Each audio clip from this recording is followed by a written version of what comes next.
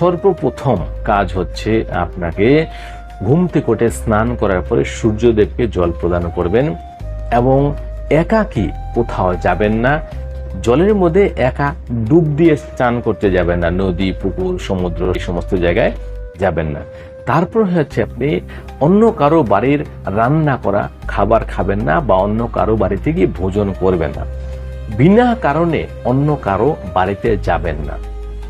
বিনা কারণে অন্য কোনো পরপুরুষের সাথে কথা বলবেন না।